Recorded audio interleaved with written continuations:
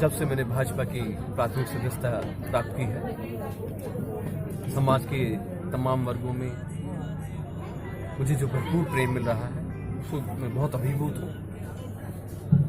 और मैं पुनः बहुत बहुत धन्यवाद कहूँगा जिस तरह से व्यापारी भाइयों ने आज यहाँ मेरा स्वागत किया। और मैं पूरा प्रयास करूँगा जो इनने मुझ जैसे एक कार्यकर्ता से, साधारण कार्यकर्ता से उम्मीद है, मैं इनकी उम्मीदों पर खरा उतर सकूं और इनके जो भी समस्याएं हैं, कारण है, उन्हें उचित मंच पर उठा सकूं। और उन्हें विजयनगर में जो ये कार्यक्रम हुआ है व्यापारी भाई की तरफ से, उनका बहुत बहुत धन्यवाद, बहुत बहुत शुक्रिया अदा करता हूँ। 2022 का चुनाव नजदीक है, ऐसे में आपकी लखनऊ से शीर्ष नेतृत्व के माध्यम से जो है भारतीय जनता पार्टी आपने ज्वाइन की है, इस प्रकार से गाजियाबाद में काफी चर्चा हो रही है, इसको लेकर सकते।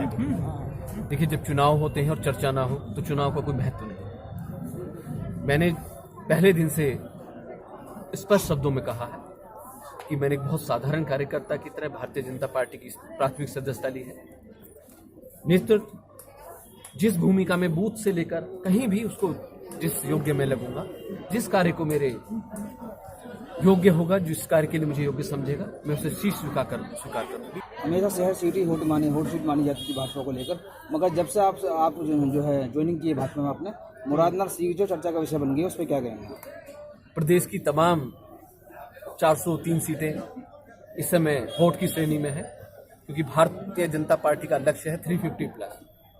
हम जैसे तमाम कार्यकर्ता हर सीट को वोट मान के चलते हैं, तभी ये लक्ष्य प्राप्त किया जा सकता है। मगर इस सीट पर आपको चुनाव लड़ने की चर्चा भी है ना, उस पर क्या कहेंगे? मैंने फिर से कहा, जब चुनाव होते हैं तो चर्चा स्वतः ही निकल कर आ जाती है। लेकिन मैंने एक साधारण कार्यकर्ता की तरह पार्टी ज्वाइन की है।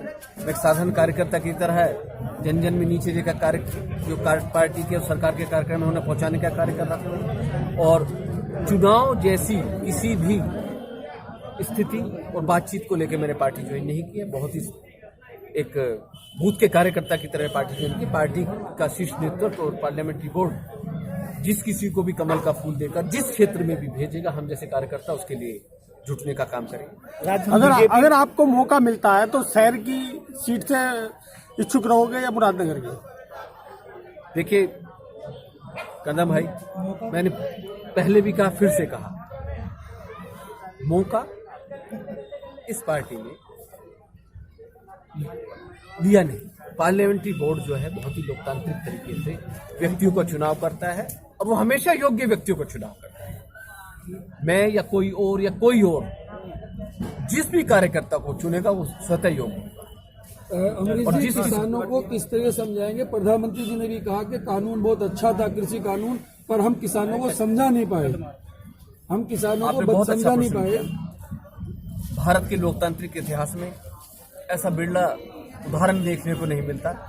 इतने प्रचंड बहुमत के प्रधानमंत्री ने जब इतने प्रचंड बहुमत में रहकर इतना बड़ा मैंडेट जिसके साथ है, शीश झुकाकर किसी कार्य को वापस लिया है, देश हित में लिया है, राज्य हित में लिया है, लोक हित में लिया है, तो स्वतः ही लोगों में ये मैसेज चला गया है कि प्रधानमंत्री के लिए राजनीति से बड़ी राष्ट्रीय हित और लोक हित। इस बार अमरीश जी, ये चर्चा है कि 5 राज्यों में चुनाव है, इसलिए प्रधानमंत्री जी ने वो कृषि कानून को वापस लिया और ये दोबारा लागू करने की बात भी भाजपा नेताओं में हो रही है।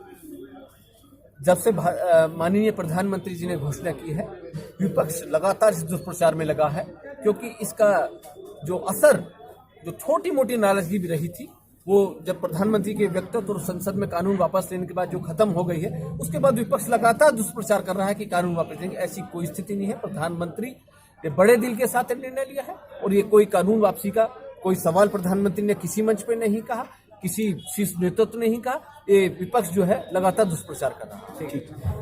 अपनी सरकार बनने पर विपक्षी पार्टियां कुछ न कुछ जनता को देने के वादे कर रहे हैं। आम आदमी पार्टी 300 यूनिट बिजली देने की बात कर रही है, सपा भी 300 यूनिट बिजली देने की बात कर रही है, कांग्रेस पार्टी छात्र छात्रा को लैपटॉप और स्कूटी देने की बात कर रही है। अगर योगी सरकार दोबारा बनती है 2022 में, आपकी पार्टी क्या कुछ देगी जनता को? कांग्रेस की कई राज्यों में सरकारें हैं, बड़ी बड़ी वादे करके छल करके वो छत्तीसगढ़ राजस्थान में आई।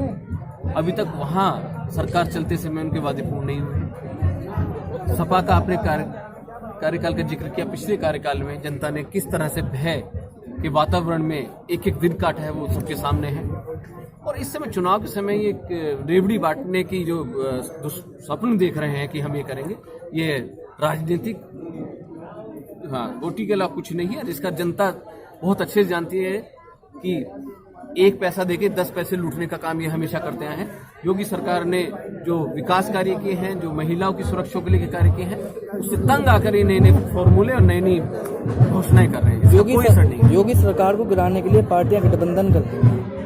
भाजपा योगी सरकार की क्या तैयारियां हैं? अब तक उत्तर प्रदेश के राजनीतिक इतिहास में जो सबसे बड़ा गठबंधन था 2019 में सपा बसपा लोकदल का गठबंधन था। As a psephologist, as a student of psephology, मुझे लगता है उससे बड़ा गठबंधन आज तक नहीं हुआ। उसको लेकर बड़ी तमाम तरह की चर्चा है। किसी तरह का कोई गठबंधन ये लोग कर ले, जनता ने माननीय योगी जी और योगी मोदी जी के साथ गठबंधन कर लिया है, उसके सामने सब गठबंधन फेल। भाई अमरीश त्यागी जी एक बहुत अच्छे युवा नेता हैं और अभी उन्होंने पार्टी ज्वाइन की है। नहीं वो अखिल भारतीय उद्योग व्यापार मंडल का स्वागत समारोह रखा गया है। उसके भाई अमरीश त्यागी जी ने हमें समय दिया और हमारे लिए उन्होंने आश्वासन भी दिया कि हम आपके साथ हर समस्या को लेकर ऊपर तक आवाज को आपकी उठाएंगे। उनकी इन्हीं आदतों की वजह से या उनकी इन्हीं अच्छाइयों की वजह से पूरा व्यापार मंडल, हमारा जिला से लेकर महानगर तक पूरा व्यापार मंडल उन्हीं का साथ दे रहा है। गाजियाबाद की ताजा तरीन खबरों के लिए हमें सब्सक्राइब करें और हमारे बेल आइकन को प्रेस करना ना भूलें।